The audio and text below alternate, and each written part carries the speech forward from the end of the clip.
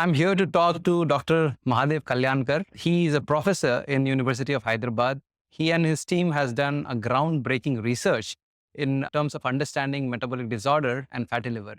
His study has created waves nationally, and I congratulate the entire team. His study found that 84% of IT employees are suffering from fatty liver.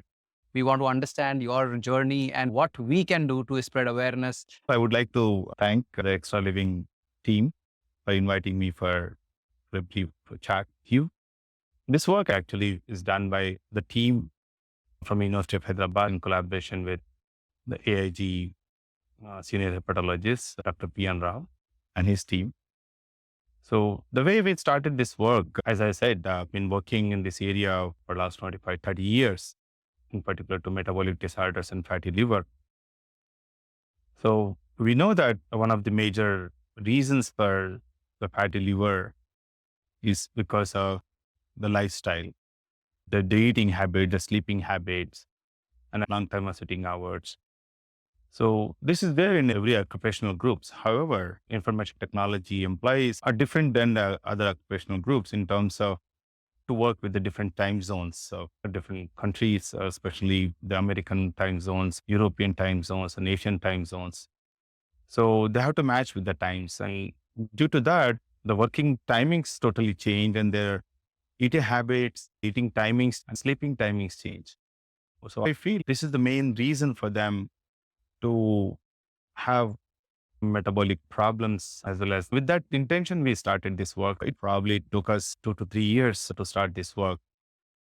What inspired you to go through that rigor? It was very tough to get the people into the study. But as time passed and as I said, I should thank all my team members, especially the students, Mr. Bhargava and Nandita is another student and my colleague, Dr. Anitha.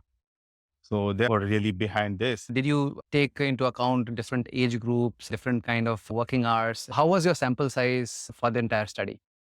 That was one inclusion criteria, as I said, 30 to 60 years. And then another criteria was that at least they have to work for 1 year in the IT industry. And we had a questionnaire, the diet questionnaire, and we had a questionnaire for the sleep, and we also had questionnaire for the stress. So the standard questionnaires are there. So we prepared those questionnaires and as I said, our team, the research associates and the PhD students, they went and talked to the people who work in the IT industry. We went randomly with the people asking who are working in the IT industry and by advertisements and by mouth of word and through contacts. So we went with the IT people and that's how we interviewed them and we asked them to fill this questionnaire. So after the questionnaire, after we analyzed, what we have seen is there's certainly a different pattern of their food habits and as well as their sleep habits and the working in the different time zones. So then the second criteria was definitely we feel this is the risk factors. So we call it as a behavioral risk factor. So we wanted them to have check the liver enzymes. We call LFT, liver function tests, enzymes, and as well as we wanted to see their lipid profile and fasting glucose, fasting insulin, and as well as we wanted to see how the liver is doing. We call it as a fibroscan. And all this work, all these tests were done at the AIG hospital with the help of Dr. P.N. Rao, as I said. So all these tests were done there and the sample size was calculated as per the prevalence rate of in India, which is like 30 to 32%. So based on the prevalence rate, so we calculated the sample size, what exactly the number we wanted. So we actually interviewed around 750 people, or out of which actually the people who accepted for the blood test was 345. They all came for the test and they gave the blood for, as I said, for the lipid profiling and the liver enzymes and your scan.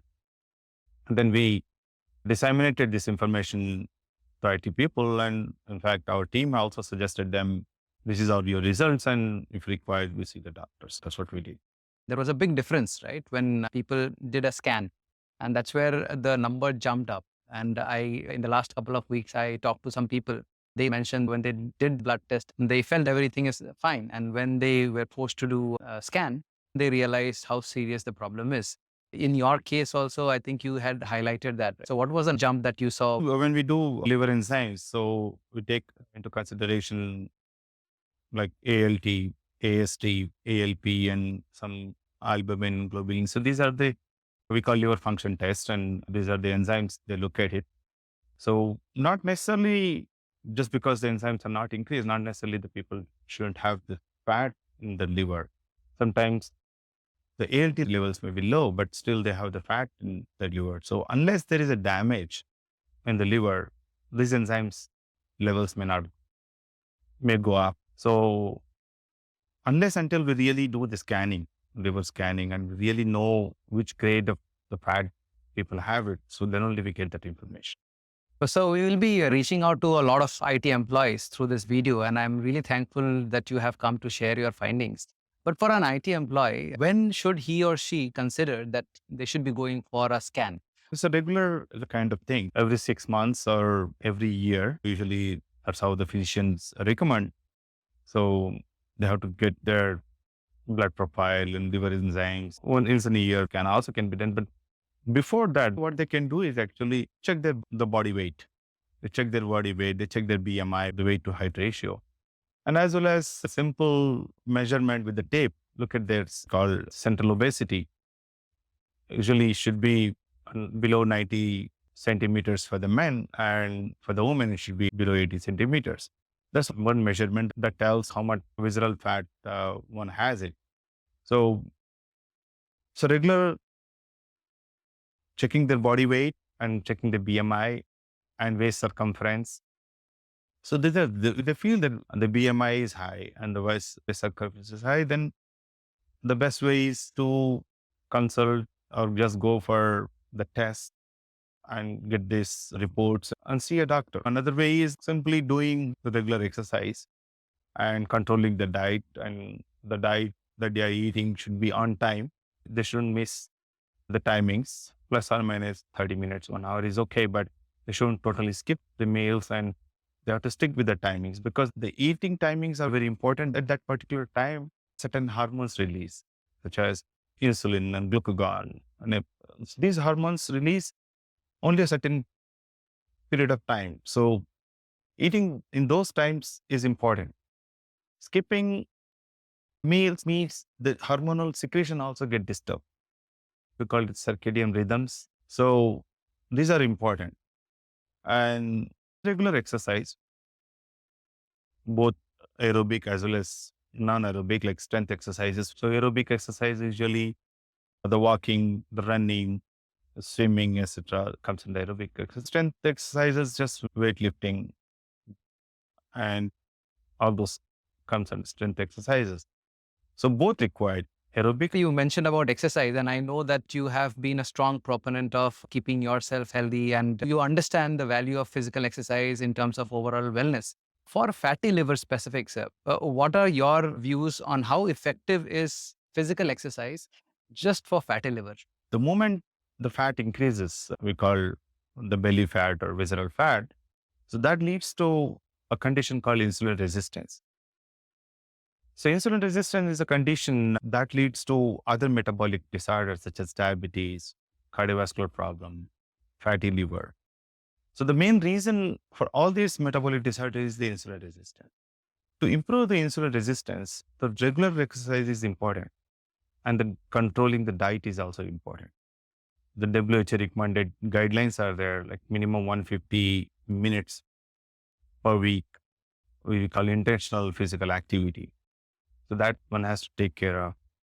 And apart from that, the diet that they're consuming, the calorie, they have to really think about it, not eating too much calorie-rich food, keeping mind in the vegetarian diet, more vegetables or fruits, even if it is non-vegetarian. So they have to control that, how much they're eating and what is the quantity. So all these factors, they play a role not to have this disease, the fatty liver that we are talking about.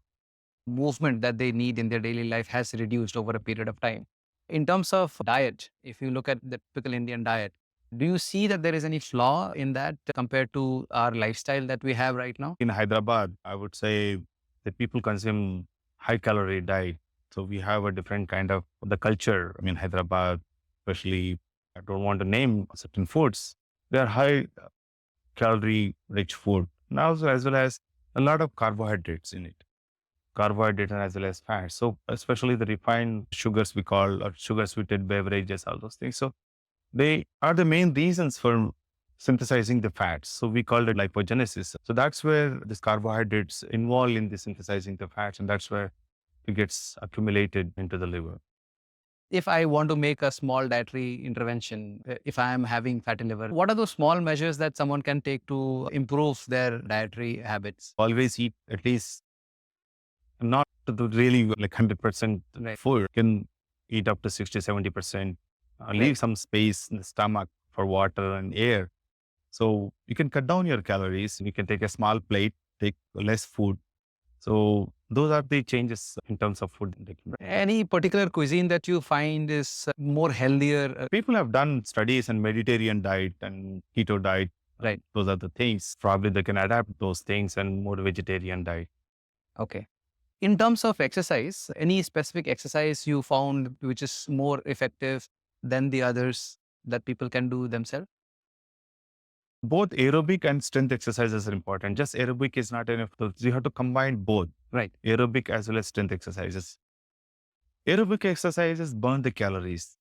Strength exercises, it builds the muscle. It makes the muscles hungry. The more muscle you have, there's a more consumption of glucose. So the strength exercise is important to make more muscle and increase your metabolism so that more glucose can be utilized and burned.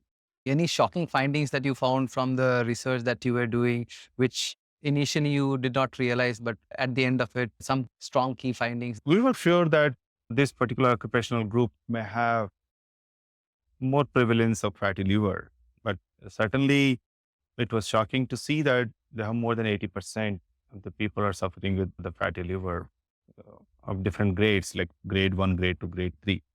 But still, it is not too late for them. Still, they can change their lifestyle and still they can come back to normal. We have also looked for the fibrosis, but there are not many people are suffering with fibrosis in particular group right now. It is still, I would say, not too late to improve their lifestyle.